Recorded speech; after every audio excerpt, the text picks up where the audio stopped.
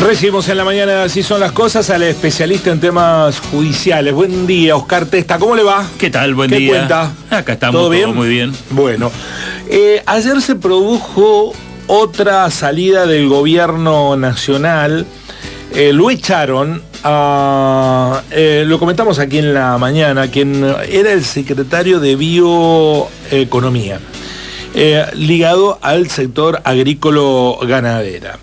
La expulsión se asume como un cortocircuito entre el ministro de Economía, Luis Toto Caputo, y la persona que ya no pertenece, quien fuera en su momento decano de la Facultad de Agronomía de la Universidad de Buenos Aires, de la UBA, un prestigioso académico que intentaba imponer la idea del desarrollo sustentable, ¿no? Apostar al desarrollo del sector agrícola-ganadero, pero de manera sustentable. ¿Qué significa esto? Bueno, cuidando el ambiente, protegiendo el recurso natural, que no es inagotable, es agotable. Esa idea que está instalada en la Agenda Ambiental 2030 no tiene nada que ver con lo que quieren los libertarios. De hecho, el propio presidente Milei no cree, como Donald Trump, que el daño ambiental es el que esté provocando los cambios climáticos, ni que la actividad industrial esté generando el daño ambiental que está generando. Y eso es una cuestión de discusión entre desiguales, porque alguien que te niega la existencia de la contaminación y que dice que es una cuestión de comunistas cuidar el ambiente, es difícil de intercambiar fundadamente pareceres. ¿Por qué hago toda esta introducción? Porque Oscar va a hablar de un caso que tiene a lo ambiental como eje y que nos remite a los 90, al menemismo, como este gobierno. Así es. Bueno, todo suyo. Hice esta introducción para conectar el presente con algo que nos vuelve del pasado. De cualquier manera, yo entiendo de que las posiciones tanto de quienes están negando la Agenda 2030, el cambio climático y todo lo demás, como pueden ser nuestras autoridades nacionales actuales o el caso de Donald Trump y otros que también van siguiendo la misma línea de pensamiento, me parece que realmente no, ni siquiera ellos están convencidos o se la creen, sino que son voceros de una estructura que se encarga de priorizar la ganancia por encima de lo que todos los científicos más renombrados del planeta viven diciéndolo de manera constante y permanente. La única forma de anteponer esas conclusiones a las cuales los científicos han llegado es a través de una negación cerril, que obviamente lo único que pretenden es la obtención rápida de ganancias sin cuidado lo más mínimo de la preservación de los recursos, que lo único que está garantizando la posibilidad de que ese mismo desarrollo se generen hacia el futuro. Como bien decías vos, son agotables y no son inagotables precisamente. Esto tiene que ver con un hecho ocurrido, sí, en el mes de julio de 1990, y recién en materia civil acaba de dictarse este mes la sentencia de primera instancia. Julio del 90. Del 90. ¿Le pusimos cuánto? ¿34 años? 34 años, exactamente. Está rapidita la justicia. Sí. E incluso una de las cuestiones no es solamente la justicia, sino también vamos a ver la cronología de los hechos, de cómo se fueron desarrollando y cómo la pasividad de quienes debían remediar la situación no lo fueron haciendo, y también obviamente eso contribuyó a la condena que recibe el Estado. Decíamos, en el año 90 se prohíbe un producto comercial que era muy común, prácticamente no había casa en el país que no la tuviera, que era el Gamexan. El Gamexan, el DDT, todos estos componentes... Sí. Era lo que más se usaba para matar las hormigas, ¿no? Exactamente, era un insecticida que se utilizaba, de utilización cotidiana realmente. Cuando se prohíbe... Para estos niños que miran azorado era como un talco que se tiraba en los hormigueros. Exactamente, ¿no? Exactamente. Venía en un frasquito plástico, sí, con perforaciones arriba que uno lo iba apretando y después desparramaba el polvito por todos lados. Este Gamexan, cuando se prohíbe, la empresa que lo producía, que se llamaba Nuiron Chemicals, actualmente se llama así, en aquel momento se llamaba Akzo Nobel, ICI, Argentina, se tenía producidos 30 toneladas de Gamexan, que obviamente no se podían comercializar. Por lo tanto, ¿qué es lo que hizo? Lo embarcó en un tren y permaneció en una estación del Gran Buenos Aires durante bastante tiempo, hasta que, de común acuerdo con Ferrocarriles Argentinos... 30 toneladas son 30.000 kilos. Son 30.000 kilos, exactamente. Eran, es como un camión acoplado de soja hoy. Exactamente, sí, esa, como para dar una imagen concreta, esa era la cantidad del polvo almacenado que había allí. ¿Qué deciden hacer? Deciden desprenderse de esta cantidad de Gamexan y lo trasladan por vía ferroviaria. Ferrocarriles Argentinos, tengo que recordar que en aquella época todavía no había sido privatizada la empresa. El famoso ramal que para, ramal que cierra, todavía no había ocurrido, y la empresa formaba parte de las empresas nacionales. Lo llevan hasta una localidad que se llama Argentina, en el sureste de la provincia de Santiago del Estero, en proximidad del extremo norte de la Laguna Mar Chiquita, cerca del límite con Santa Fe y con Córdoba. Y el personal de Ferrocarriles Argentinos procede a descargar esos 2 vagones de Gamexan, hacen un pozo y sin ningún tipo de resguardo de ninguna naturaleza y a muy baja profundidad, entierran los 30.000 kilos en el cuadro de la estación de este pequeño pueblo de no más de 300 habitantes llamado Argentina. Pero eso lo hicieron a propósito. ¿Lo hicieron los muchachos? ¿Cómo? ¿Los muchachos decidieron enterrémoslo acá? Sí, lo habían destinado a ese lugar y bueno, se ve que las instrucciones eran llévenlo hasta ese pueblo y desentiéndanse de él. Podrían haberlo dejado los vagones abandonados, como hemos visto en las estaciones de los pueblos eternamente, que había vagones en vías muertas, que nunca nadie sabía que tenían adentro. Bueno, esto lo bajaron y lo enterraron. ¿Qué pasó con eso? El pequeño pueblito, que la gente se mueve de un lado al otro con las proximidades que allí tenían, 3 mujeres se enferman de cáncer. Y la enfermedad las lleva a la muerte, 3 mujeres jóvenes. En el año 94, es decir, 4 años después del enterramiento, de la cual nadie sabía absolutamente nada,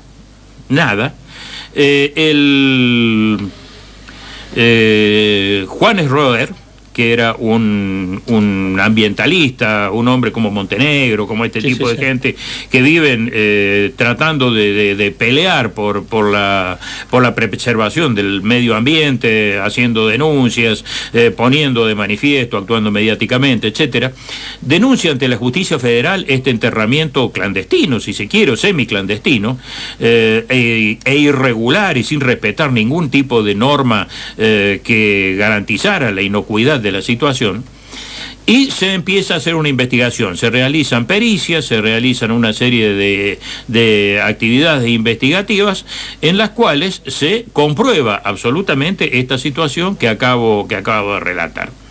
Todas esas medidas fueron ordenadas por la Justicia Penal Federal de Santiago del Estero. Se ha hecho una inspección ocular y fundamentalmente lo que realmente resultó de utilidad en ese momento fue la pericia química que se hizo sobre en la tierra del lugar donde habían sido enterradas estas cuestiones. Esto fue detectado ya en el año 98, puesto en conocimiento de la Secretaría de Salud Pública de la en el 90, en el 98... En el 94 se detecta, en el 98 la justicia lo pone en conocimiento, y ¿cuándo se hace? En el año 2004, es decir, 14 años después del enterramiento, la nación decide qué hacer con eso.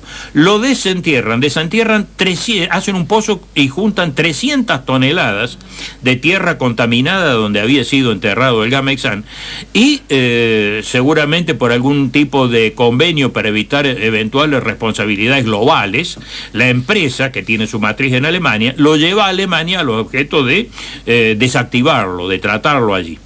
Pero mientras tanto, los casos de cáncer ya estaban instalados y las acciones civiles se seguían llevando adelante.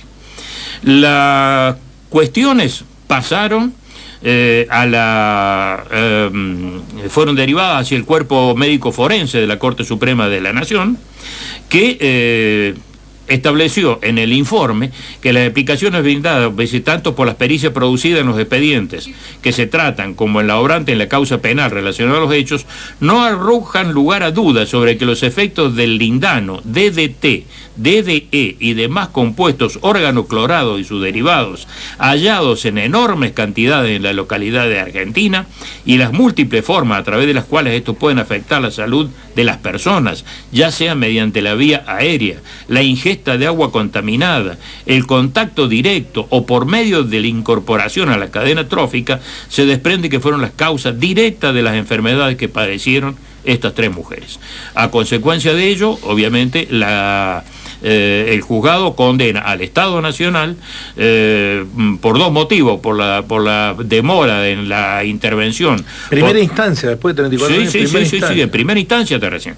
Todavía hay que ver cómo va a seguir esto, aunque uno piensa que realmente el hecho es de una gravedad tan extraordinaria que lo único que correrá serán las ratificaciones a futuro, y me da la impresión también, incluso hasta desde el punto de vista político, me parece que no debe haber interés en que esto trascienda ni llegue demasiado lejos, y lo más probable es que se paguen 3 indemnizaciones y muerto el perro se acabó la rabia. Es lo más probable que esto ocurra de esta forma. Le atribuyó la responsabilidad en el 50% a Ferrocarriles Argentinos por ser quien dispuso el enterramiento por parte de su personal en ese sitio y sin ningún tipo de resguardo adecuado. El 30% al Estado Nacional como Ministerio de Salud, precisamente por no haber tomado con rapidez las medidas necesarias para evitar la propagación de los efectos dañinos del enterramiento, y el 20% a la empresa Nurion Chemical, que en definitiva lo único que había hecho había sido, que no es un dato menor tampoco, meter las 30 toneladas en vagones del ferrocarril esperando a ver qué destino le terminaban dando. Oscar, ¿de qué manera se puede explicar tamaña demora en el Poder Judicial? No hay nadie que lo advierta, está ahí. Es más, si Juan Roeder no lo hubiera detectado y denunciado, esto me lleva a pensar, pasa al olvido. Eternamente no iba a haber nunca absolutamente nada. Incluso me da la impresión de que también esta acción es también derivada de la acción de Juan Roeder, porque vincular el cáncer en los años 90, primeros años 90, con este tipo de cuestiones vinculadas a productos químicos, no era tan común, porque la cuestión de los pueblos fumigados surgió después, a lo largo de los años 90, hacia finales de los 90. Empezó fuerte después de la Cumbre de la Tierra en Río de Janeiro. En Río de Janeiro en el 92. Ahí se instaló mucho la agenda ambiental. Claro. Era muy probable que esta gente terminara muriendo de cáncer e ignorándolo, y también se estarían multiplicando en este momento un caso tras otro. Yo creo que de alguna manera también el ir a producir ese enterramiento en una localidad perdida y remota del sur de Santiago del Estero, estaba hecho con esa finalidad, es decir, de que no trascendiera, que no se supiera, que se acabara aparte definitivamente eso. Pero sí, es más de uno sentado en su escritorio lo debe haber pensado y lo debe haber expresado de esa manera. Bueno, eso ha ocurrido mucho en el mundo, por suerte. Ahora paró un poco eso, pero en su momento había chatarra mundial que de los países centrales iba a los países periféricos. ¿Es así? Sí. Había países que incluso tenían una economía, Panamá era uno de ellos, que se llevaba chatarra de todo el planeta y se tiraban y se enterraban en esos países, que aparte cobraban obviamente por ser depósitos de esos materiales.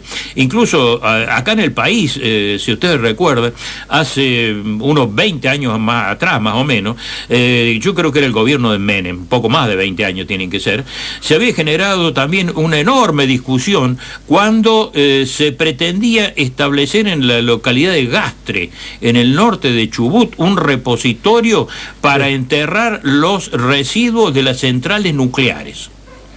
Se iba a hacer los australianos habían propuesto hacer eso allí para enterrar, y obviamente eran cuestiones de las barras con uranio y ese tipo de cuestiones que iban a tardar entre 300 y 400 años en degradarse. Y bueno, también habían encontrado un pueblito con unas cavernas o unas posibilidades de construcción, pero bueno, se debatió hasta que en un momento determinado fue imposible seguir adelante, e incluso en esa misma zona se creó una notable conciencia ambiental, porque Chubut es una de las provincias que más intensamente combaten la minería a cielo abierto, con todos los problemas de contaminación que acarrea, y el punto de partida estuvo precisamente cuando se intentó hacer ese repositorio de desechos nucleares en Gastre.